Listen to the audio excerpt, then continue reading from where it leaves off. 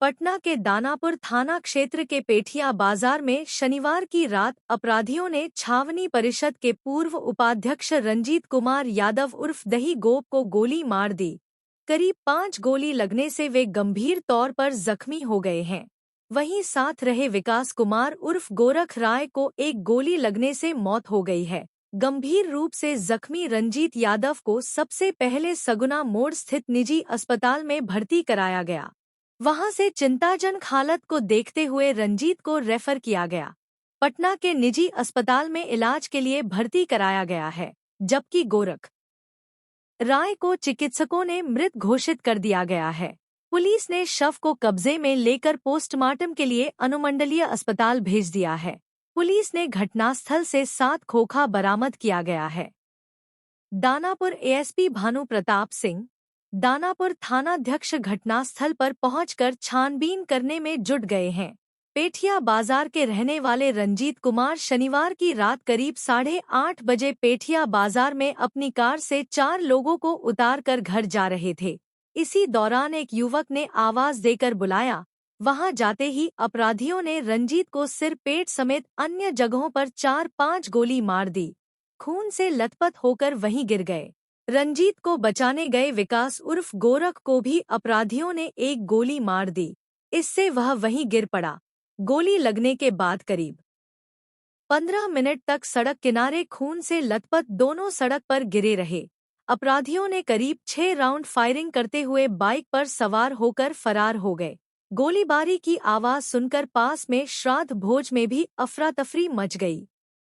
स्थानीय लोग और मृतक के परिजन अभी कुछ भी बोलने से इनकार कर रहे हैं। दानापुर थाना क्षेत्र के अंतर्गत एक जगह है पेठिया बाजार। यहाँ पर एक गोलीबारी की घटना हुई थी और उस घटना में 2 व्यक्तियों पर गोलीबारी की गई थी, जिसमें एक व्यक्ति का नाम दही गोप उर्फ रंजीत राय है और उस व्यक्ति को गोली लगी। उसको बचाने के क्रम में एक दूसरा व्यक्ति आए जिनका नाम गोरख राय है, उनको भी गोली लगी है। दोनों को चिकित्सा के लिए हॉस्पिटल में एडमिट कराया गया, तो उसमें से गोरख राय व्यक्ति की मृत्यु हो गई है और दूसरा जो व्यक्ति हैं दही गोप, उनको बेहतर चिकित्सा के लिए अच्छे हॉस्पिटल में भर्ती कर दिया गया है और उनका इलाज अभी चल रहा है और पुलिस इसमें अनुसंधान में जुटी हुई है। ये लगभग 8 बजे के आसपास की घटना थी, तभी हम लोग घटनास्थल पर आ गए थे और इसमें से हमने कुछ खोखे भी बरामद किए हैं। फॉरेंसिक की टीम को बुलाया गया है। अभी डॉग स्क्वाड को बुलाने की भी बात, अगर हमें कुछ बरामद होता है, जरूरत पड़ी तो उसको भी बुलाएंगे।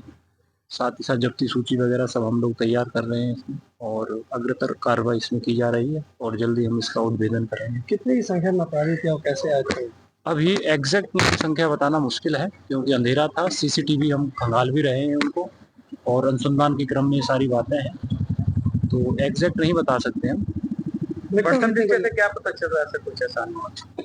प्रथम दृष्टया पुलिस का जो एक आंकलन है उसमें प्रथम दृष्टया यही है कि ये पर्सनल राइवलरी का मामला है। इसमें जो जिस तरह से गोलीबारी की घटना हुई है उसमें दोनों पक्ष एक दूसरे को पहले से जानते हैं और उनका आपस में बड़ा पर्सनली राइवलरी का एक मैटर रहा होगा। इस तरह का मामला है क्योंकि जिस तरह की घटनाएं जिस जगह पर हुई है उनका घर भी पास में ही है इसमें, तो ये लेकिन भाई तो सारी चीज़ें अभी आंकलन है।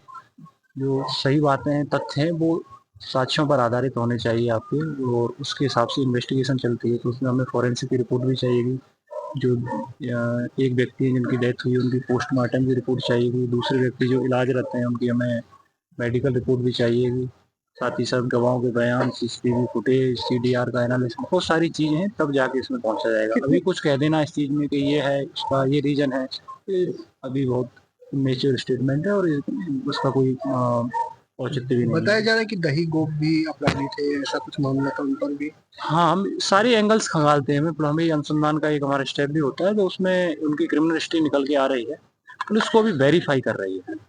उन पर जैसा कि हम लोग चेक कर रहे हैं तो कई मुकदमे उन पर दर्ज हैं पूर्व में जो संगीन धाराओं में, उनको वेरीफाई कर लेंगे, हम आपको बताएंगे उसके बारे में। गोरख पर भी है? गोरख की अभी हिस्ट्री हमारे सामने नहीं आ रही है अभी, लेकिन खंगाल रहे हैं। सुबह तक अभी 2-3 घंटे में अभी हम आगे सुबह तक आपको बता देंगे अपडेट करके फैक्ट के साथ कि इस सेक्शन में ये धाराएं लगी हुई हैं। इन लोग के पास कोई हथियार नहीं था?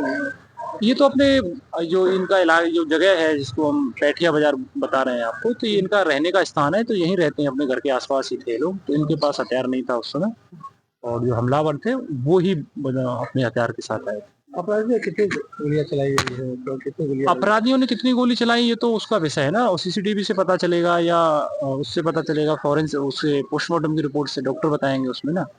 पुलिस को जितनी बरामद हुए खोखे उसके आधार पर थोड़ी है, गोलियां ज्यादा भी चली, हो सकता है कहीं। दही गोप का घर आसपास नहीं कहीं? हाँ, घटना स्थल के बहुत नजदीक है हम लोग। ठीक।